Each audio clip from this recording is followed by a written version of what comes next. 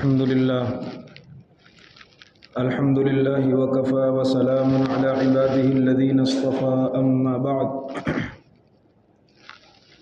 قال النبي صلى الله عليه وسلم لا تسون صفوفكم أو ليخالفن الله بين وجوهكم أو كما قال صلى الله عليه وسلم۔ محترم بزرگوں اور دوستوں، اللہ تبارک و تعالی نے ہمیں نماز پڑھنے کا حکم دیا ہے،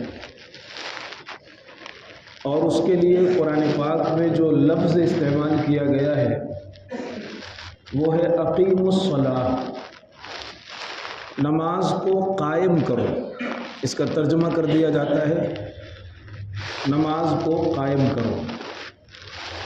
اقیم الصلاۃ کا مطلب صرف نماز پڑھ لینا نہیں ہے، بلکہ اقیم الصلاۃ کا مطلب ہے کہ جس طرح آداب، سنن، مستحبات کی رعایت کرتے ہوئے پوری نماز سے از اول تا آخر جو چیزیں نماز کے لیے ضروری ہیں ان سب کو شریعت کے مطابق ادا کر لینا، یہ ہے اقامت الصلاۃ۔ مثال کے طور پر اگر کوئی بندہ وضو صحیح سے نہیں کر رہا، نماز پڑھنے کے لیے آیا لیکن وضو ڈھنگ سے نہیں کر رہا، کوئی بندہ نماز پڑھنے کے لیے مسجد میں آیا لیکن صف بندی اس کی صحیح نہیں ہے، صف صحیح نہیں ہے، تو یہ بھی اقامت الصلاۃ میں کمی ہے، یہ بھی نماز قائم کرنے کی کمی ہے۔ اسی لیے آپ صلی اللہ علیہ وسلم نے بخاری شریف کی حدیث سے آپ نے ارشاد فرمایا سووا صفوفکم، اپنی صفوں کو سیدھا رکھا کرو، اپنی صفوں کو بہتر رکھا کرو۔ فإن تسویۃ الصف من اقامت الصلاۃ، اس لیے کہ صفوں کو کمپلیٹ کرنا، صفوں کو مکمل کرنا، صفوں کو سیدھا رکھنا، یہ بھی نماز قائم کرنے میں آتا ہے۔ آج میں چاہتا ہوں کہ تھوڑی سی باتیں اسی صف بندی سے متعلق عرض کروں۔ بزرگوں اور دوستوں،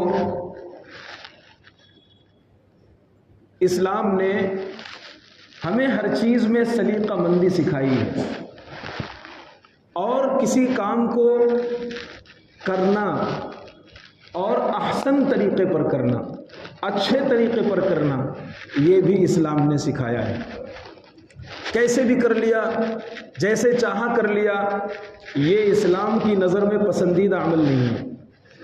آج صورتحال یہ ہے کہ اللہ کے نبی صلی اللہ علیہ وسلم نے صفوں کو سیدھا رکھنے کے متعلق جو احکام ارشاد فرمائے ہیں، جو حکم آپ نے دیا ہے، وہ انتہائی اہم ہے، انتہائی اہم ہے۔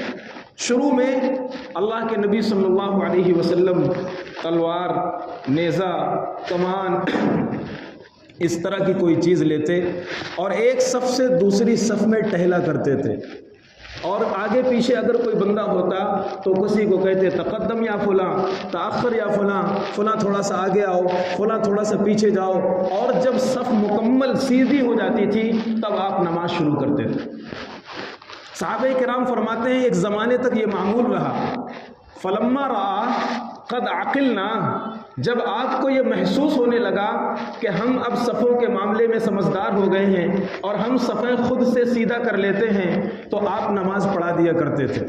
بخاری شریف کی حدیث ہے، ایک مرتبہ ابو داؤد کے اندر بھی ہے اور بھی دوسری جگہوں پر ہے، ایک مرتبہ اللہ کے نبی صلی اللہ علیہ وسلم نماز پڑھانے کے لیے مصلی پر جا چکے، مصلی پر آپ جا چکے، کاد ان یکبرا، تکبیر کہنے ہی والے تھے کہ آپ نے پیچھے پلٹ کر دیکھا، جب آپ نے دیکھا رجلا بادیا صدره من الصف، ایک بندے کو دیکھا کہ ان کا سینہ صف سے آگے نکلا ہوا تھا، تھوڑا سا سینہ آگے نکلا ہوا تھا، اللہ کے پیغمبر صلی اللہ علیہ وسلم نے ارشاد فرمایا، وہ حدیث کا ٹکڑا جو میں نے خطبے میں پڑھا، لَتُسَوُّنَّ صُفُوفَكُمْ، اے مسلمانوں اپنی صفوں کو سیدھا رکھا کرو، ورنہ اللہ تمہارے دلوں میں توڑ پیدا کر دے گا، تمہارے دلوں میں اختلاف پیدا کر دے گا، تمہارے دلوں میں نفرت پیدا کر دے گا، آپس میں تم بکھر جاؤ گے۔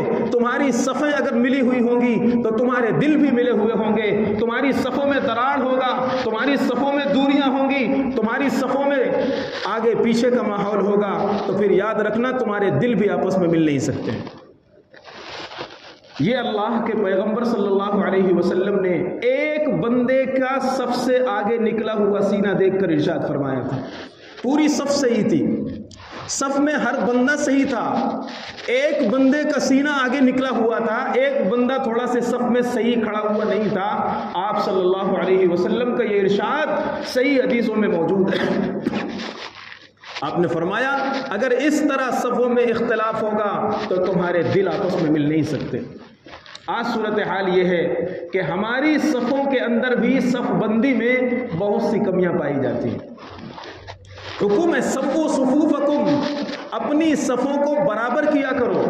اس برابر کرنے سے کیا مطلب ہے؟ پہلے تو آپ کو یہ بتاؤں کہ یہ جو تسویۃ الصفوف کی سنت ہے، صفیں درست کرنے کی سنت ہے، اس میں آج سے نہیں بہت پہلے سے کمی پائی جا رہی ہے۔ امام نووی رحمۃ اللہ علیہ ایک بڑے محدث گزرے ہیں، 675 میں ان کا انتقال ہے، 675 ہجری میں ان کا انتقال ہے۔ وہ اپنی کتاب میں لکھتے ہیں وَمِنَ السُّنَنِ الْمُهْمَلَةِ الْمَغْفُولِ عَنْهَا تَسْوِيَةُ الصُّفُوفِ وَالتَّرَاصِ فِيهَا، جن سنتوں کو لوگوں نے بھلا دیا ہے، جن سنتوں کو لوگوں نے چھوڑ دیا ہے، ان میں صف سیدھی کرنے کی سنت بھی ہے۔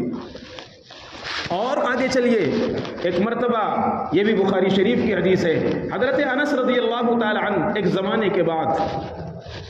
زمانے کے بعد مدینہ تشریف لے گئے، صحابہ جمع ہو گئے اور تابعین جمع ہو گئے۔ حضرت انس رضی اللہ تعالی عنہ سے پوچھا گیا ما انکرتا منا منذ یوم عہدت رسول اللہ صلی اللہ علیہ وسلم، پیغمبر کے زمانے میں جو جو چیزیں ہم کرتے تھے ان میں کون سی چیز میں آپ کمی دیکھ رہے ہیں؟ صحابہ کے اندر دین پر چلنے کا جذبہ تھا، وہ اپنی کمیوں اور غلطیوں کی اصلاح چاہتے تھے۔ ہماری صورتحال یہ ہے کہ اگر ہماری کمی میں کوئی ہم کو ٹوک دیتا ہے کہ بھائی دیکھو تمہارا پیجامہ ٹخنے سے نیچے جا رہا ہے، ہم کہتے ہیں ارے تو اپنا دیکھ بھائی۔ ہماری کمیوں میں اگر کوئی ہم کو بتلا دیتا ہے، ہماری غلطیوں کی نشاندہی کر دیتا ہے، تو ہمیں اس کو اپنا محسن ماننے کے بجائے، اس کا شکریہ ادا کرنے کے بجائے الٹا ہم اس پر غصہ ہو جاتے ہیں، الٹا ہم اس پر برس پڑتے ہیں، جس کی وجہ سے ہمیں کبھی اصلاح کی توفیق نہیں ہوتی۔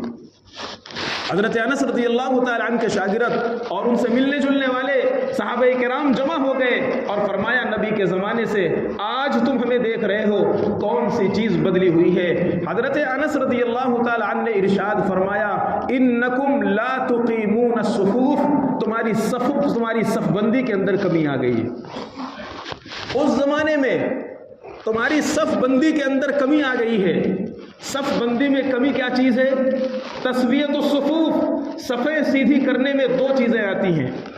صفیں سیدھی کرنے میں دو چیزیں بہت ضروری ہیں، اور ان دو چیزوں کو علامہ عینی نے عمدۃ القاری میں، حافظ ابن حجر رحمہ اللہ نے فتح الباری میں، علامہ ابن دقیق العید نے اپنی کتاب میں نقل کیا ہے۔ وہ فرماتے ہیں کہ دو چیزیں ہیں۔ صف سیدھی کرنے کا مطلب یہ ہے کہ ایک تو پہلے سرے سے لے کر آخری سرے تک بالکل صف سیدھی ہو، ایک دم سیدھی ہو، کوئی آگے پیچھے نہ ہو، کوئی کسی کا قدم آگے نہ ہو، کسی کا قدم پیچھے نہ ہو، ایک دم صف سیدھی ہو۔ ایک چیز تو یہ ضروری ہے۔ دوسری چیز یہ ضروری ہے کہ صف کے درمیان میں گیپ نہ ہو، صف کے درمیان میں خلا نہ ہو، صف کے درمیان میں کوئی جگہ باقی نہ ہو، اس لیے کہ اگر کوئی جگہ باقی رہ جاتی ہے، اللہ کے پیغمبر صلی اللہ علیہ وسلم نے ارشاد فرمایا اے لوگوں صفوں کے دوریوں کو بند کر دیا کرو، صفوں میں گیپ نہ رہنے پائے۔ واللہ انی لارا، خدا کی قسم میں اپنی آنکھوں سے دیکھتا ہوں کہ اگر صفوں میں گیپ باقی رہ جاتا ہے وہاں شیطان آ کے کھڑا ہو جاتا ہے۔ بعض حدیثوں میں بکری کے چھوٹے بچے کی شکل میں شیطان آ جاتا ہے۔ اور جہاں شیطان آ جائے وہاں خیر کی امید نہیں رہتی. شیطان کسی کو چھوڑ کر نہیں جاتا. اس لیے بزرگوں اور دوستوں، پہلی چیز یہ ہے کہ ہماری صفوں میں سیدھا پن ہونا چاہیے، ایک بات. دوسری بات یہ ہے کہ ہماری صفوں میں گیپ نہیں ہونا چاہیے. ہوتا کیا ہے؟ ہوتا یہ ہے کہ جب کوئی تھوڑا سا گیپ رہتا ہے، ہم کھڑے رہتے ہیں، سوچتے ہیں یہ آگے بڑھ جائے اور یہ اس گیپ کو پورا کر لے، وہ آگے بڑھ جائے یہ اس گیپ کو پورا کر لے. اللہ کے بندو، اللہ کے پیغمبر نے فرمایا لو علم الناس ما فی الصف الاول، اگر لوگوں کو پہلی صف کا ثواب معلوم ہو جائے، خدا کی قسم ان کو قرآن اندازی کرنا پڑے، انہیں چٹھیاں اڑانا پڑے، انہیں آپس میں لڑائی کرنا پڑے پہلی صف کا ثواب حاصل کرنے کے لیے. پہلی صف میں جگہ خالی رہتی ہے، پہلی صف خالی رہتی ہے، لیکن پھر بھی آ کر کے وہاں بیٹھیں گے، ادھر بیٹھیں گے، ادھر بیٹھیں گے. میں معذوروں کو نہیں کہتا، میں بوڑھوں کو نہیں کہتا، جن کی کمر میں درد ہے میں ان کو نہیں کہتا، عذر ہے ان کے ساتھ، وہ ٹیک لگائیں، وہ پیچھے بیٹھیں. اے نوجوانوں، تمہاری کمریں تو ٹھیک ہیں، تمہیں ابھی ٹیک کی ضرورت نہیں ہے. اس لیے پہلی صف خالی رہتی ہے، اور پہلی صف خالی ہونے کے باوجود بھی لوگ وہاں یہاں ادھر ادھر بیٹھتے ہیں. اسی طرح اللہ کے پیغمبر صلی اللہ علیہ وسلم کی ایک حدیث ہے، عجیب حدیث ہے، ابو داؤد کے اندر ہے، اس کی سند حسن ہے، بلکہ امام حاکم نے، امام ذہبی نے، ابن خزیمہ نے اس کی سند کو صحیح قرار دیا ہے. فرماتے ہیں اللہ کے پیغمبر صلی اللہ علیہ وسلم نے ارشاد فرمایا من وصل صفا وصلہ اللہ ومن قطع صفا قطعہ اللہ. جو صف بھر دے، جو صف کو جوڑ دے، اللہ اسے اپنی رحمت سے جوڑ دے گا. جو صف کو توڑ دے، صف میں گیپ باقی رکھے اور اس کے گیپ کو ختم نہ کرے، اللہ اسے اپنی رحمت سے کاٹ دے گا. ہم کیا سمجھتے ہیں؟ صفوں کی درستگی یہ ہمارے ایمان کا حصہ ہے. ارشاد فرمایا پیغمبر نے، پہلی صف میں جو بندے نماز پڑھتے ہیں، اللہ اور اللہ کے فرشتے، اللہ کے پیغمبر نے 3 مرتبہ ان کے لیے مغفرت کی دعا کی ہے. اے اللہ، پہلی صف میں شریک ہونے والے پر رحم فرما، پہلی صف میں آنے والوں پر رحم فرما، پہلی صف میں آنے والوں پر مغفرت فرما، رحم فرما. 3 مرتبہ آپ نے دعائیں دی ہیں پہلی صف میں شریک ہونے والوں کے لیے. اسی طرح اللہ کے پیغمبر صلی اللہ علیہ وسلم نے بہت سی مرتبہ ایسا ہوتا ہے، بہت سی مرتبہ ایسا ہوتا ہے کہ ہم آگے صف میں جگہ بن سکتی ہے، جگہ بن سکتی ہے، اس کے باوجود ہم پیچھے کھڑے ہو جاتے ہیں اور نماز کی نیت بھی باندھ لیتے ہیں. پیچھے آگے صف آ سکتی ہے، آگے جگہ بن سکتی ہے، تھوڑا سا گیپ ہے، لیکن ہم اس میں شامل ہونے کو ضروری نہیں سمجھتے ہیں. ایک حدیث ہے، اللہ کے پیغمبر صلی اللہ علیہ وسلم نے ارشاد فرمایا اگر کوئی ایسی صف میں نماز پڑھتا ہے جس میں خالی جگہ ہے اور وہ پیچھے صف میں نماز پڑھ رہا ہے، اس کی نماز ہی نہیں ہوگی، اس کی نماز ہی نہیں ہوگی. علماء فرماتے ہیں کہ فرض ادا ہو جائے گا لیکن اسے نماز کا ثواب بہت کم ملے گا. اور ایک مسئلہ اور ہے، ہوتا یہ ہے کہ جو لوگ کرسی پر نماز پڑھتے ہیں تو ہوتا یہ ہے کہ کرسیاں عام طور پر کنارے رکھی جاتی ہیں، صف کے کنارے میں کرسی رکھی جاتی ہے.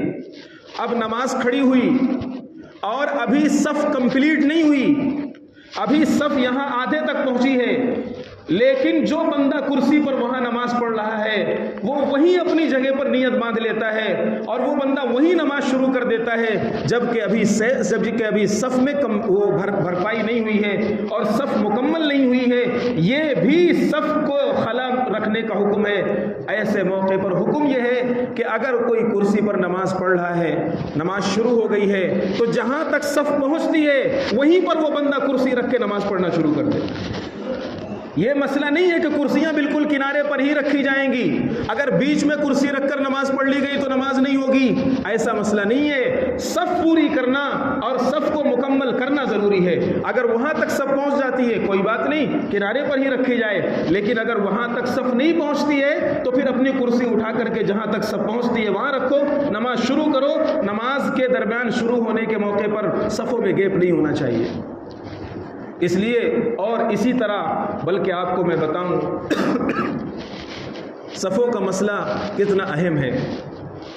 صفوں کا مسئلہ یہ ہے کہ جمعہ کے دن اگر کوئی بندہ لوگوں کی گردنوں کو پھلانگتے ہوئے، لوگوں کی گردنوں کو ناچتے ہوئے آگے آتا ہے تو اللہ کے پیغمبر نے اس پر لعنت فرمائی ہے، وعید ہے ایسے بندے پر، گناہ ہے۔ لیکن اگر اگلی صف والوں نے جگہ خالی چھوڑا ہے، اگلی صف والوں نے گیپ چھوڑا ہے، تو پھر پیچھے والوں کو حکم ہے کہ ان کی گردنوں کو ناچتے ہوئے آگے آؤ، اب تمہیں شریعت اجازت دیتی ہے۔ صفوں کا پورا کرنا اور صفوں کو کمپلیٹ کرنا، مکمل کرنا، یہ شریعت میں اتنا اہم ہے۔ امام بخاری رحمہ اللہ نے اپنی کتاب بخاری شریف کے اندر ایک باب باندھا ہے، باب اسم من لم یتم الصفوف، اور اس کے ذیل میں حدیثیں نقل کی ہیں۔ باب کا مطلب یہ ہے کہ جو صف مکمل نہیں کرتا ہے وہ اللہ کی نظر میں مجرم ہے، گنہگار ہے۔ ہم نے اسے ایک دم ہلکا سمجھا ہے، معمولی سمجھا ہے۔ صفوں کا مکمل کرنا، درست رکھنا بعض علماء کے نزدیک واجب ہے۔ واجب کہنے والوں میں بڑے لوگ ہیں، علامہ شوکانی، ابن حجر اسقلانی اور بڑے بڑے لوگ، انہوں نے اپنی اپنی کتابوں میں لکھا ہے کہ جو بندہ صف کمپلیٹ نہیں کرتا اور اس کے جگہ آگے گیپ باقی رہ جاتی ہے، پھر بھی آگے نہیں بڑھتا، یہ نماز تو پڑھے گا لیکن خدا کی نظر میں مجرم اور گنہگار بھی ہوگا۔ اس لیے بزرگوں اور دوستوں، ہمیں اپنے طور پر نہیں چلنا، دین سیکھنا ہے، شریعت سیکھنا ہے، مل مل کر کے کھڑے ہونا ہے۔ اور اگر کوئی درمیان میں گیپ باقی رہ جاتا ہے، بلکہ آپ کو ایک اہم مسئلہ اور بتاؤں، نماز میں چلنے کی اجازت نہیں ہے۔ قوموا للہ قانتین، قرآن کا حکم ہے نماز ایک دم خشوع خضوع کے ساتھ پڑھو، نماز بالکل اہتمام کے ساتھ پڑھو۔ لیکن اگر کبھی ایسا ہوتا ہے، لیکن اگر کوئی بندہ ایسا ہے جیسے صف شروع ہو گئی اور تکبیر بھی کہہ دی گئی، تکبیر کہنے کے بعد آگے صف کا کوئی بندہ اگلی صف میں چلا گیا، اب پیچھے والوں نے نیت باندھ لی ہے، اب کیا کریں؟ شریعت کہتی ہے اگر صف پورا کرنے کے لیے تم کو نماز میں چلنا پڑے، چلو، نماز کی حالت میں چل کر کے آگے آؤ اور اس صف کو کمپلیٹ کرو، اس صف کو مکمل کرو۔ کتنا اہتمام ہے شریعت نے، کتنا اہتمام سکھلایا ہے صف کو مکمل کرنے کا اور صفوں کی درستگی کا۔ حضرت نبی پاک صلی اللہ علیہ وسلم، اسی طرح خلفائے راشدین، حضرت نعمان بن بشیر کی روایت مسلم شریف کے اندر ہے، اور بھی صحابہ کرام خلفائے راشدین، حضرت ابو بکر، حضرت عمر، حضرت علی، حضرت عثمان، ان حضرات کا معمول تھا، ان لوگوں نے اپنے بندے مقرر کر رکھے تھے جن کی ڈیوٹی یہ تھی کہ وہ لوگوں کی صفوں کو چیک کیا کریں گے، لوگوں کی صفوں کو دیکھا کریں گے، اور جب وہاں سے آواز آتی ہاں صف مکمل ہو گئی ہے، تب امام اللہ اکبر کہتا اور تب نماز مکمل کی جاتی۔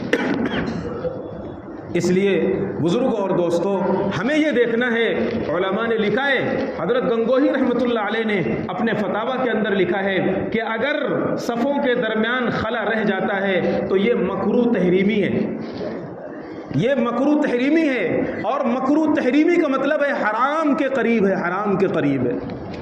ہم نماز پڑھ رہے ہیں، نماز مسجد میں پڑھ رہے ہیں اور اللہ کی عبادت کرنے کے لیے یہاں آئے ہیں، لیکن اگر ساتھ میں گناہ لے کر کے جائیں، ہمارے نام اعمال میں گناہ بھی لکھا جائے، کہاں؟ مسجد کے اندر، تو یہ ہماری بہت بڑی محرومی ہے، یہ ہماری بہت بڑی محرومی ہے۔ اس لیے ہمیں صفوں کو درست رکھنا چاہیے، اور دوسری بات یہ ہے کہ پہلی صف کا اہتمام کرنا چاہیے۔ اگر پہلی صف میں جگہ خالی ہے تو پیچھے پھر نہ بیٹھیں، اس کا ثواب الگ ہے۔ صحابہ فرماتے ہیں کہ ہم کوشش کیا کرتے تھے کہ پہلی صف میں جائیں، اور پہلی صف میں بھی دائیں طرف۔ حضرت براء بن عازب کی حدیث رضی اللہ تعالی عنہ، وہ فرماتے ہیں کہ ہم کوشش کیا کرتے تھے دائیں طرف، اور اس کی وجہ بھی انہوں نے بتائی کہ اللہ کے نبی صلی اللہ علیہ وسلم پہلے دائیں طرف سلام پھیرتے تھے تو سب سے پہلے ہماری نظر پڑے نبی کے رخسار پر، اس لیے ہم داہنی طرف کا رخ کیا کرتے تھے۔ خیر، میں عرض یہ کر رہا ہوں کہ ہمیں اپنے معاشرے میں، اپنی نماز، اپنی مسجدوں میں اس چیز کا اہتمام کرنا چاہیے۔ ایک مرتبہ اللہ کے نبی صلی اللہ علیہ وسلم نے صحابہ سے پوچھا، کیا تم یہ بات پسند کرتے ہو کہ تم صفیں ایسی بناؤ، تم نماز میں ایسے کھڑے ہو جیسے فرشتے اپنے رب کے پاس کھڑے ہوتے ہیں؟ جیسے فرشتے اپنے رب کے سامنے صف بناتے ہیں۔ یا رسول اللہ فرشتے کیسے صف بناتے ہیں؟ آپ صلی اللہ علیہ وسلم نے ارشاد فرمایا فرشتے ایسے صف بناتے ہیں جیسے کوئی سیدھی دیوار ہو۔ جب دیوار چنی جاتی ہے، دیوار رکھی جاتی ہے، نیو اور بنیاد رکھی جاتی ہے، تو ایک ایک انچ اور ایک ایک سوت چاول کے برابر بھی چیک کیا جاتا ہے کہ اینٹ ادھر سے ادھر نہ ہو جائے، دیوار ٹیڑھی نہ ہو جائے۔ خشت اول چون ہت معمار کج تا سریا می روت دیوار کج، اس لیے کہ اگر یہ دیوار میں یہاں ٹیڑھی ہو گئی تو اوپر تک عمارت ٹیڑھی ہو جائے گی۔ جیسے دیوار سیدھی رکھنے کا اہتمام ہوتا ہے، مسلمانوں فرشتے ایسے ہی اپنے رب کے پاس صفیں بناتے ہیں۔ اللہ کے پیغمبر نے فرمایا جیسے فرشتے آسمانوں میں صف بناتے ہیں، مسلمانوں تم زمین میں، تم مسجدوں میں ایسے صف بنایا کرو۔ اس لیے ہمیں اپنی صفوں میں اہتمام اس چیز کا کرنا ہے، اہتمام اس چیز کا کرنا ہے کہ ہماری صفیں ایک دم درست ہوں، ہماری صفیں ایک دم سیدھی ہوں، مل مل کر کے ہم کھڑے ہوں، صفوں میں کوئی گیپ نہ ہو، صفوں میں کوئی خلا نہ ہو۔ کوئی وہاں بیٹھا ہوا ہے اور یہ سوچ رہا ہے کہ چلو کوئی آ جائے گا تو سب مکمل ہو جائے گی۔ میں کہا کرتا ہوں، اس کی مثال دیا کرتا ہوں، ہم لوگ اس میں ایثار کرتے ہیں، نیکیوں میں ہم لوگ ایثار کرتے ہیں کہ چلو بھائی آپ آگے بڑھ جائیے، آپ آگے بڑھ جائیے، ایک دوسرے کو کہتے ہیں آپ آگے بڑھ جائیے۔ اگر یہ نیکیاں نہ ہوں بلکہ ڈالر ہوں، روپیے پیسے ہوں، کرنسیاں ہوں، اور یہ اعلان کر دیا جائے امام مسجد کی طرف سے، ذمہ داران مسجد کی طرف سے کہ پہلی صف میں آنے والوں کو $100 ایکسٹرا ملیں گے، پہلی صف میں جو نماز پڑھے گا، پہلی صف میں جو بندہ آئے گا اس کو $100 ملیں گے۔ اگر جمعہ میں ایک جمعہ کو یہ اعلان ہو جائے، میں یقین سے کہتا ہوں 12 بجے سے پہلے ہی صف اول بھر جائے گی۔ کیوں یہ؟ اس لیے کہ ڈالر کی وقعت ہمارے دماغ میں بیٹھی ہوئی ہے، کرنسیوں کا ریٹ اور ان کی اہمیت ہمارے دماغ میں بیٹھی ہوئی ہے۔ اللہ کا پیغمبر ارشاد فرماتا ہے کہ پہلی صف میں خدا نے وہ ثواب رکھا ہے زمین و آسمان مل کر بھی وہ ثواب نہیں دے سکتے، ایسا ثواب اللہ نے رکھا ہے۔ لیکن ہمیں فرصت ہی نہیں ہے کہ ہم پہلی صف جایا کریں، پہلے سے جایا کریں، اہتمام کیا کریں۔ بزرگان دین کی کتابوں میں لکھا ہوا ہے کہ وہ لوگ جمعہ پڑھنے جاتے تھے تو چراغ لے کر کے جایا کرتے تھے۔ جب یہ کتاب میں پڑھا سمجھ میں نہیں آ رہا تھا کہ چراغ لے کر جانے کا کیا مطلب ہے۔ پھر اس کی تشریح میں یہ تھا کہ وہ تہجد کے وقت میں اتنا پہلے جمعہ کی نیت سے نکلا کرتے تھے کہ ان کو ٹارچ اور چراغ لے کر نکلنا پڑتا تھا۔ وہ جمعہ پڑھنے آتے تھے رات کے اندھیرے میں فجر سے پہلے تاکہ ہمیں جمعہ کا اہتمام نصیب ہو، اور ہم بھاگتے واگتے بس ہمیں رکعت مل جائے، امام کا خطبہ مل جائے، بس ہم یہ سوچتے ہیں۔ اس لیے جس چیز کا شریعت نے جتنا اہتمام کیا ہے، جس چیز کا شریعت نے جتنا درجہ دیا ہے، وہ درجہ وہ اہتمام ضروری ہے۔ صفوں کا درست کرنا یہ سنت مؤکدہ ہے، اور علماء نے یہاں تک لکھا ہے کہ یہ نارمل سنت مؤکدہ نہیں ہے، ایسے جیسے فجر کی سنت مؤکدہ ہے، لیکن بہت اہتمام ہے اس کا۔ پیغمبر نے فجر کی سنت کے بارے میں ارشاد فرمایا لا تترکوہما ولو طردتکم الخیل، تم فجر کی سنت کبھی مس نہیں کرنا، کبھی چھوڑنا نہیں، چاہے گھوڑے تم کو میدان کارزار میں رون دے۔ جیسے فجر کی سنت کا اہتمام ہے، ایسے صف سیدھی کرنے کا بھی اہتمام ہے۔ اتنا شدید التاکید اور اتنی اہمیت والی سنت ہے، لیکن اس کے باوجود ہمیں اس کا اہتمام نہیں ہے، ہمیں اس کا لحاظ نہیں ہے، ہماری صفیں ٹیڑھی رہیں گی، اور ہو سکتا ہے یہی وجہ ہو کہ ہمارے دل ایک دوسرے سے مل نہیں رہے۔ علامہ ابن القیم رحمۃ اللہ علیہ نے اپنی کتاب کے اندر یہ بات لکھی ہے، ابن تیمیہ رحمہ اللہ نے اقتداء الصراط المستقیم میں یہ بات لکھی ہے۔ وہ فرماتے ہیں کہ ظاہر کا اثر باطن پر پڑتا ہے۔ ایک بہت بہادر انسان ہو، طاقتور ہو، مجاہد ہو، بہت جرأت والا، ہمت والا ہو، لیکن اس کو لیڈیز کپڑا پہنا دو، ہاتھوں میں چوڑیاں پہنا دو، اور عورتوں جیسا زیور پہنا دو، اور زیادہ نہیں کچھ دن پہنا کر کے رکھو، اس کا جرأت، اس کی جرأت، اس کی ہمت ختم ہو جائے گی اور اس کے اندر عورتوں جیسے اوصاف پیدا ہو جائیں گے۔ ہم کیا سمجھتے ہیں؟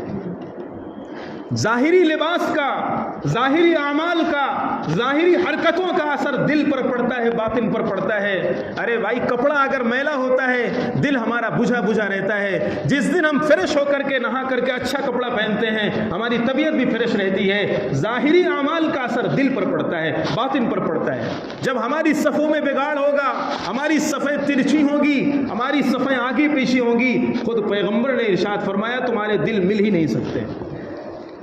ایک صف میں تم کھڑے ہو، ایک چھت کے نیچے کھڑے ہو، لیکن تمہارے دلوں میں اتحاد نہیں پیدا ہو سکتا۔ اتحاد کے جلسے کرتے رہو، اتحاد کی کانفرنسیں کرتے رہو، اتحاد کے لٹریچر اور پمفلٹ شائع کرتے رہو، لیکن اگر اتحاد کو ختم کرنے والی چیزیں تمہارے اندر موجود ہیں، اتحاد نہیں پیدا ہو سکتا۔ اتحاد باتوں سے نہیں پیدا ہوتا، اتحاد کبھی باتوں سے نہیں پیدا ہوتا۔ میں ایک بات کہا کرتا ہوں، بلکہ ہمارے بزرگوں نے یہ بات کہا ہے کہ اللہ تعالیٰ نے ایک چیز کو دوسری چیز سے جوڑنے کے لیے ایک سسٹم بنایا ہے۔ اگر آپ کپڑے کو کپڑے سے جوڑتے ہو تو اس کے لیے سوئی دھاگا چاہیے، لوہے کو لوہے سے جوڑتے ہو تو اس کے لیے ویلڈنگ چاہیے، لکڑی کو لکڑی سے جوڑتے ہو تو اس کے لیے کیل اور ہتھوڑی چاہیے، فیویکوئک چاہیے، وغیرہ وغیرہ۔ اگر آپ چاہو کہ سوئی دھاگے سے لوہا جوڑ دیں، خدا کی قسم قیامت کی صبح تک نہیں ہو سکتا۔ اگر آپ چاہو کہ سوئی دھاگے سے لکڑی جوڑ دیں، نہیں ہو سکتا۔ اگر آپ چاہو کہ ویلڈنگ سے لکڑی جوڑ دیں، ویلڈنگ سے پتھر جوڑ دیں، نہیں ہو سکتا۔ ایک چیز کو دوسری چیز سے جوڑنے کے لیے وہی چیز استعمال کرنی پڑے گی جو خدا نے بنائی ہے۔ ایک دل کو دوسرے دل سے جوڑنے کے لیے، ایک انسان کو دوسرے انسان سے جوڑنے کے لیے اللہ نے شریعت کا فیویکوئک دیا ہے، اللہ نے شریعت دی ہے، قرآن و حدیث دیا ہے۔ اللہ کا قرآن کہتا ہے لو انفقت ما فی الارض جميعا ما الفت بین قلوبہم۔ پیغمبر اگر روئے زمین کا خزانہ بھی آپ خرچ کر دیتے اور ان صحابہ کرام کو دلوں کو جوڑنا چاہتے تو خدا کی قسم روئے زمین کا خزانہ بھی خرچ کر کے ان کے دل نہ ملتے۔ ان کے دل اس لیے ملے ہیں کہ آپ نے شریعت ان کو دی ہے، آپ نے قرآن ان کو دیا ہے، آپ نے سنت ان کو دی ہے، آپ نے اسوہ ان کو دیا ہے۔ جب شریعت اور سنت میں ڈھلے، ان کے دل آپس میں ملے۔ یہ آپس میں پہلے لڑتے تھے، اب باہم شیر و شکر ہیں۔ یہ پہلے دشمن تھے، ایک دوسرے کے خون کے پیاسے تھے، ایک ایک بات پر 40 سال لڑا کرتے تھے، خاندان کے خاندان بکھر جاتے تھے، نسلوں کی نسلیں تباہ ہو جاتی تھیں۔ آج صورتحال یہ ہے کہ مر رہے ہیں، جان نکل رہی ہے۔ موت کی پیاس انسان وہ جانتا ہے جو مر گیا ہے، گزر چکا ہے۔ اس موت کی پیاس میں بھی وہ یہ چاہتے ہیں کہ میرا بھائی پہلے پانی پیے، میں اپنے بھائی سے پہلے پانی پینا گوارا نہیں کرتا۔ محمد آپ نے کیا کیا؟ شریعت دیا ہے، قرآن دیا ہے، سنت دیا ہے۔ روئے زمین کا خزانہ بھی آپ خرچ کرتے تو ان کے دل نہ ملتے۔ صورتحال یہ ہے کہ ہم آپس میں دل ملانا چاہتے ہیں، لیکن لکڑی کو فیویکوئک سے نہیں، سوئی دھاگا سے سلنا چاہتے ہیں۔ لوہے کو سوئی دھاگا سے جوڑنا چاہتے ہیں، نہیں جڑ سکتا۔ اتحاد پیدا کرنے کے لیے اللہ کے قانون کو مانو، اپنی گھروں میں، اپنی مسجدوں میں خدا کا قانون زندہ کرو۔ صفیں ٹیڑھی رہیں گی، اتحاد نہیں پیدا ہو سکتا۔ ایک جگہ بیٹھنے والوں کے دل آپس میں نہیں ملیں گے۔ میری رائے نہیں مانی گئی، میرا مشورہ نہیں قبول کیا گیا، مجھے عزت نہیں دی گئی، مجھے رسپیکٹ نہیں دی گئی۔ ہر شخص کے دل و دماغ پہ یہ بیٹھا رہے گا، اس لیے کہ دل آپس میں نہیں ملے۔ صورتحال یہ ہے کہ اللہ کے پیغمبر نے صحیح بخاری کے اندر ارشاد فرمایا، صحیح حدیثوں کے اندر ارشاد فرمایا، تمہاری صفوں میں گیپ رہے گا، تمہارے دلوں کے اندر گیپ رہے گا۔ تمہاری صفوں میں دراڑ ہوگا، تمہارے دلوں کے اندر دراڑ ہوگا۔ کر لو اتحاد کی کوششیں، ناکام ہو جاؤ۔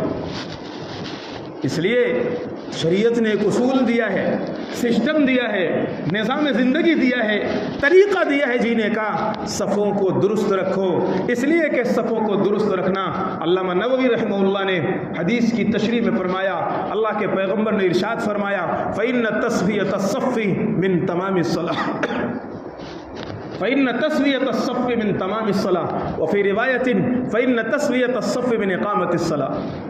صفیں مکمل کرو، تمہاری صفیں مکمل ہوں گی، تمہاری نماز مکمل ہوگی۔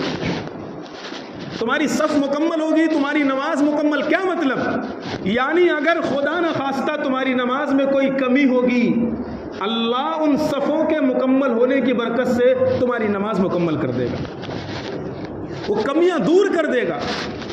لیکن اگر تمہاری صفوں میں بگاڑ ہے، تمہاری صفیں درست نہیں ہیں. کتنا اہتمام ہوتا تھا پیغمبر کو نماز کا، نماز کے درست رکھنے کا. میں ایک مثال صرف دیتا ہوں، ایک مثال. اللہ کے پیغمبر صلی اللہ علیہ وسلم نے ارشاد فرمایا، حدیثوں میں یہ مضمون آیا ہوا ہے، ایک عمل ہے جس کو تشبیک کہتے ہیں. تشبیک جانتے ہیں آپ حضرات؟ ادھر دیکھیے، تشبیک کہتے ہیں ایک ہاتھ کی انگلیاں دوسرے ہاتھ کی انگلیوں میں ایسے ڈالی جائیں، اس کو تشبیک کہتے ہیں. آپ صلی اللہ علیہ وسلم نے ارشاد فرمایا، من خرج عامدا الی الصلاۃ، جو اپنے گھر سے نماز کے لیے نکلتا ہے نا، فلا یشبکن، وہ تشبیک نہ کرے. راستے میں ہی ہاتھ کی انگلیاں دوسرے ہاتھ کی انگلیوں میں نہ ڈالے. پھر آگے آپ نے ارشاد فرمایا، جو مسجد آ گیا، نماز کا انتظار کرنے لگا، جو نماز کے انتظار میں مسجد میں بیٹھا ہے، فلا یشبکن، وہ بھی تشبیک نہ کرے. یا اللہ، یہ ماجرا کیا ہے؟ علماء نے اس کی تشریح میں لکھا ہے کہ عام طور پر ہوتا ایسے ہے کہ جب بندہ ایک ہاتھ کی انگلیاں دوسرے ہاتھ کی انگلیوں میں ڈالتا ہے تو اس سے سستی پیدا ہوتی ہے، اس سے تھوڑا سا بدن ڈھیلا ہوتا ہے، اس سے تھوڑا سا مزاج میں سستی پیدا ہوتی ہے. پیغمبر نے یہ بھی ارشاد فرمایا کہ اگر سستی لانے والا رائی کے دانے کے برابر بھی کوئی عمل ہو اور تم نماز کے لیے نکل چکے ہو تو راستے میں بھی مت کرو، نماز پڑھنے کے لیے جب مسجد میں آؤ وہاں بھی مت کرو. اتنا اہتمام تھا نماز کا، اتنا اہتمام تھا نماز کا. پھر اللہ کے پیغمبر جب نماز کے لیے کھڑے ہو جاتے تھے، مکبر تکبیر کہتا تھا. تکبیر میں ایک لفظ ہے قد قامت الصلاۃ، قد قامت الصلاۃ. جب مکبر تکبیر کہنے والا یہ جملہ کہتا تھا، اللہ کے پیغمبر دعا کرتے تھے، اقامہ اللہ وادامہا، اقامہ اللہ وادامہا. اے اللہ، میری نماز کو ہمیشہ درست رکھ، ہمیشہ صحیح رکھ. یہ اللہ کے پیغمبر اپنے اللہ سے نماز صحیح رکھنے کی دعا کر رہے ہیں. یہ اہتمام تھا نماز کا. پھر حدیث کی دوسری کتابوں میں ایک مضمون یہ ملتا ہے، جب تکبیر شروع ہو جاتی تھی تو اللہ کے پیغمبر دعا کرتے تھے، اللہم انی اعوذ بک من ہمزات الشیاطین. اے اللہ، شیطان کے وسوسوں سے میری حفاظت فرما، شیطان کے شریک ہونے سے میری حفاظت فرما، ونفخی ونفسی، شیطان کے پھونک مارنے سے میری حفاظت فرما، شیطان کے نماز خراب کرنے سے میری حفاظت فرما. یہ وہ نبی دعا کر رہا ہے جس کا شیطان اس کا مطیع و فرمانبردار ہو چکا ہے. شیطان نبی کو وسوسہ بھی نہیں ڈال سکتا، برائی کا خیال تک نہیں ڈال سکتا. اللہ کے پیغمبر اپنی امت کو سکھا رہے ہیں، نماز کی ویلو سمجھو، نماز کا اہتمام سمجھو، نماز کی اہمیت کو سمجھو. رائی کے دانے کے برابر اگر سستی پیدا کرنے والا کوئی عمل ہے وہ بھی مت کرو. مسجد میں آ گئے ہو، مسجد میں آنے کے بعد اہتمام سے، نماز کے اہتمام سے نماز کا انتظار کرو. اس لیے صفیں مکمل کرنے کی عادت ڈالیے. صفوں میں اگر گیپ ہے خود بڑھ چڑھ کر کے اس کو پورا کرنے کی کوشش کیجیے، کیونکہ اللہ کے پیغمبر کی حدیث میں نے سنایا، من وصل صفن، جو صف مکمل کرتا ہے اللہ اسے اپنی رحمت سے جوڑ دیتا ہے، جو صف توڑ دیتا ہے اللہ اسے اپنی رحمت سے توڑ دیتا ہے. اس لیے دعا کریں اللہ تبارک و تعالی ہمیں عمل کی توفیق عطا فرمائے اور پورے دین کو سیکھ کر پورے دین پر چلنے کی توفیق عطا فرمائے. وآخر دعوانا الحمدللہ رب العالمین.